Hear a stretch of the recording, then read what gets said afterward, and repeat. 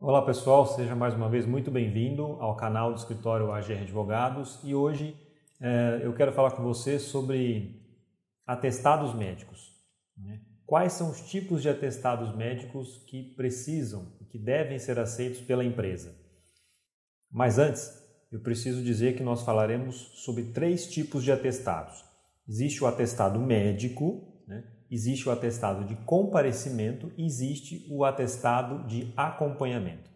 Bom, o atestado médico, que é aquele aprovado pelo Conselho Federal de Medicina, que aliás foi quem regulamentou quais tipos de atestados devem ser aceitos pelas empresas, ele só pode ser emitido por médico ou por dentista.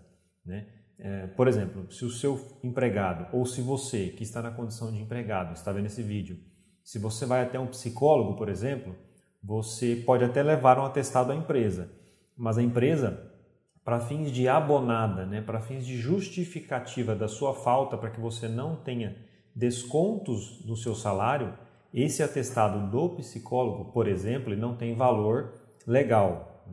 A empresa não precisa aceitá-lo para fins de evitar que o desconto seja feito na sua folha. Então, só o médico e o dentista pode fornecer o atestado médico que tem valor para justificativa da falta. É importante a gente saber também que o atestado ele tem presunção de veracidade, ou seja, a gente parte do princípio que ele tem um valor jurídico nesse documento, que ele é verdadeiro. Esse atestado, se ele for emitido por médico ou por dentista, a empresa tem que acatar, independente se o CID ele está no documento ou não. Existem empresas que obrigam o registro, que seja colocado o CID no documento, mas do ponto de vista do TST e do próprio Conselho Federal de Medicina, não é necessário que o CID esteja ali no atestado para que a empresa aceite. Ok? Quais são os requisitos desse atestado? O atestado ele tem que ter o tempo necessário para a recuperação do funcionário, do paciente, a identificação do médico com carimbo, assinatura, o CRM e também a identificação do paciente. Agora, falando sobre o segundo tipo de atestado, nós falamos do atestado médico, agora nós vamos falar do atestado de acompanhamento. Esse atestado ele serve apenas para justificar que o empregado, naquele horário que está registrado ali no documento, esteve numa consulta médica, por exemplo. Mas ele não se confunde com a justificativa de falta. Ele não tem o poder legal de abonar uma falta do empregado, ok? Então, ele não abona a falta e a empresa, se ela receber um atestado de acompanhamento, ela pode sim fazer os descontos referente àquela hora, ou em banco de horas, aí vai depender muito de cada empresa, ou o próprio desconto dos valores na folha, no salário do empregado. Isso pode influenciar, inclusive, no DSR, no final de semana remunerado, em premiações, tudo vai depender do regulamento interno da empresa. E quem será acompanhado pelo empregado? Quem são as pessoas que podem ser acompanhadas? A CLT, ela nos diz o seguinte, o empregado ele pode faltar para acompanhar em consulta médica até 2 dias por ano, para acompanhar exames complementares durante o período da gravidez da esposa. Então, está falando aqui, para o marido, para o esposo, ele pode faltar até 2 dias para que ele acompanhe a sua esposa ou companheira em exames e consultas médicas. E 1 dia por ano para que tanto o homem quanto a mulher acompanhem filho de até 6 anos em consulta médica. Ok? Como eu disse, a aceitação desse atestado, fora dessas 2 exceções que eu disse aqui, 2 dias para acompanhar a esposa e 1 dia para acompanhar o filho de até 6 anos em consulta médica, fica a critério da empresa se ela vai aceitar esse documento para fins de abonada, ok? Ela pode receber o documento, mas não utilizá-lo para que ela possa evitar de descontar na folha, no salário do empregado, o período em que ele esteve ausente.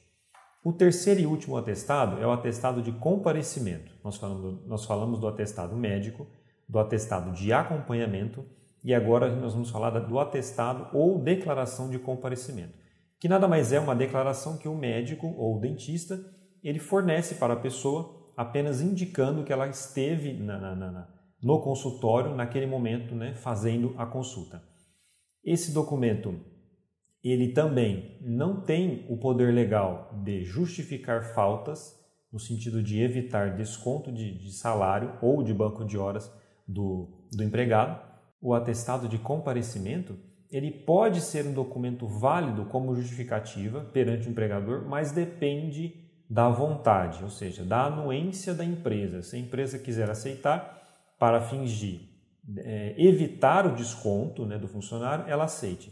Isso é uma faculdade que a empresa tem. Então, a declaração de comparecimento ela não permite que o trabalhador fique afastado do trabalho o dia todo. Isso é um outro ponto importante. Às vezes o empregado ele traz uma declaração de comparecimento e se ausenta da empresa durante o dia todo ou o restante da jornada. Ela apenas informa que ele esteve na consulta naquele determinado horário. E por que é importante essas entregas? Porque de repente o empregado fala, mas já que a empresa não vai aceitar, eu não vou levar. Olha só, se você não justificar as suas saídas da empresa, por mais que a empresa não vá utilizar aquele documento para evitar que você sofra, né, um desconto no seu salário, a empresa pode se utilizar dessas faltas, né, dessas faltas injustificadas, para que no futuro, né, ela possa caracterizar uma desídia e aplicar no empregado uma demissão por justa causa. Então, por mais que o atestado de comparecimento e o atestado de acompanhamento não têm o poder legal de evitar um desconto do empregado ou da empregada, é importante que o funcionário ele traga esses documentos para a empresa para que ele evite uma futura aplicação de pena de demissão por justa causa. É isso, pessoal. Obrigado por me acompanhar mais uma vez nessa aula do canal AGR Advogados.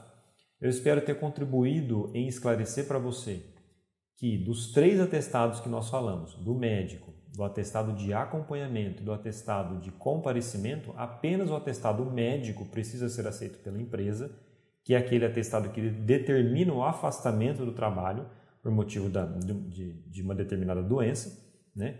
E os atestados de acompanhamento e de comparecimento servem apenas para justificativa das faltas, mas não podem abonar essa falta, ok?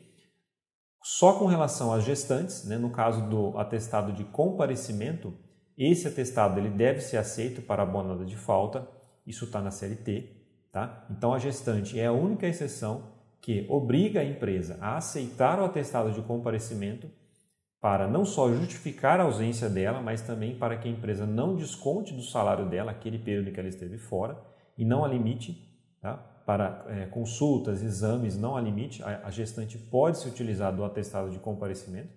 E se você gostou dessa informação, escreva nos comentários para que eu saiba disso e continue produzindo mais conteúdos para você. Se você ficou com alguma dúvida, também escreva nos comentários para que eu possa saber disso e também responda essa sua dúvida. Não se esqueça de curtir, compartilhar e recomendar esse conteúdo.